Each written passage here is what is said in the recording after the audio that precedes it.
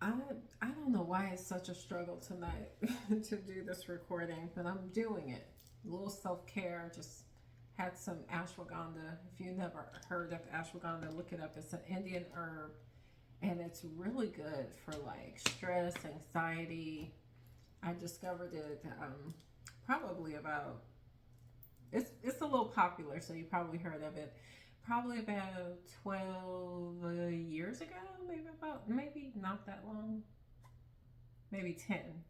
My daughter was sick. She had this illness, and the doctors could not figure out what it was. And we went through a lot of different things, but after 18 months, 25 doctors, lots of faith, she was healed. Okay. That's not what I'm here to talk about. I want to talk about silence.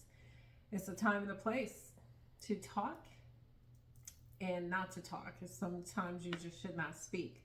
So the question is your talking possibly blocking your manifestation?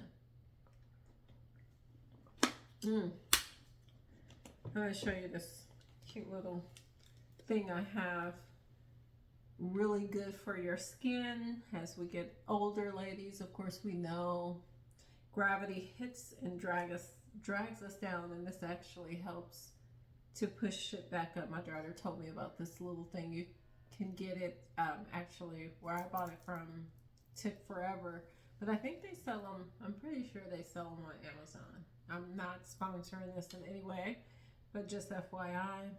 Um, but it reminds me, gravity reminds me of like silent haters. And the reason why we have to be silent sometimes when we are in the process of manifestation. Let me turn that off. That's a pretty good tool though. It really works. I started seeing a difference in that in probably week 2 of using it daily. And just for a short time, probably maybe 5 minutes or less. I'll use it again later. But anyways, so being silent. A lot of times our manifestations get blocked because we are so talkative. We talk too much. We're happy for us. We're happy for what we want to do, what we're going to do, and all these different things. And we go out and start blasting it to the world. I don't know if you're guilty of it, but I'm guilty of it. I remember years ago, my first apartment, I got when I was 17. Teen mom. I was a teen mom. I was homeless. I was in a shelter. And the very first place I was able to get, I just totally stepped out on faith and was able to find this place and moved in pretty quick, and it was all good. But it was not in the best area. And there were a lot of single moms, which brought on a lot of drama, which I've always avoided my whole life. And so I wanted to get out of this place. So I found this other place, which was only a couple blocks away, but it was a big difference. You ever drive into a neighborhood and the energy shifts from one thing to another? This was kind of like what happened. It was like the energy just shifted. And so, long story short, the energy at this new place was so much better. So I went down to the place, talked to the people. They really liked me. They gave me the apartment on the spot, like literally on the spot. I've always been very transparent, so I told them what I was doing and what I wanted to do. At the time, I was a single mom on welfare, going to school, and I just told them, hey, this is what it is. They liked me. I got the apartment. Guess what I did? Talked. I went and told some of the ladies in the building. Well, what I didn't know is one of the ladies in the building was working not too far from where we lived, and she went back. She had applied for the apartment. They denied her. So she went back to this place and she told them that, how could I get the place and she didn't get the place? I was on welfare. She had a job. Da, da, da, da. I mean, really just drugged me all the way through and through. And I was just like, wow. So the way that I found out was they liked me enough, the people liked me enough that they told me, and they said, don't tell them you didn't get the place. Because I guess she felt like they were discriminating against her for whatever reason. I don't know. But what they did say was they didn't like her presentation. You know, first impressions are everything. She came in, her clothes were dirty, probably just coming from work. They felt her attitude was kind of negative. So for whatever reason, she didn't get the place. So that was, I learned that I was probably 18. I was probably 18 when I learned to stop talking. Silence is golden, you know, and, you know, one of the things I found psychologically, like psychology, is that a word? Did I say that right?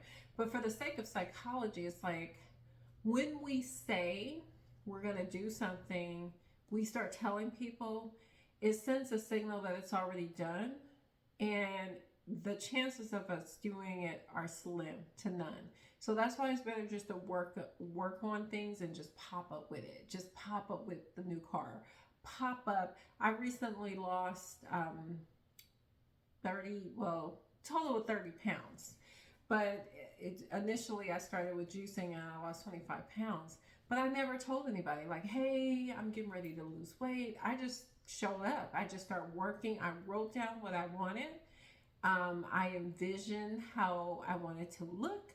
And then I just showed up. I just showed up looking that way. And then, you know, people, of course, they start saying, oh, you look different. What are you doing? Which opened me up to, I have a juice group on Facebook to encourage and help other people going down that same journey. Okay. Now, going back to that, so that's one thing, but also if your faith is not strong enough, you can pick up other people's negative energy, which can slow you down. It can't stop you. Like, people cannot stop what God has for you.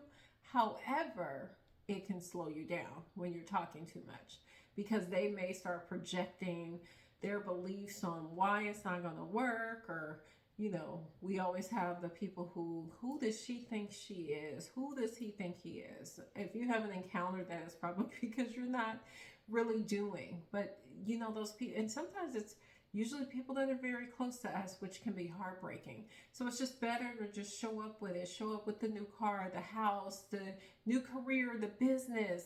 You know, when you do this, because I found with, you know, I used to work with a lot of different people in my last business. A lot of us fear success, and it's not the success, it's the relationships that end up getting lost. But a lot of us are here to break chains in our family lineage. We're here to break those chains to show that it can be done. So you really just gotta really just pop up with it. Do it and be unapologetic about it. Okay, so I'm going to hop off now, but just wanted to tune in really quick and just share some insight. All right, have a good night.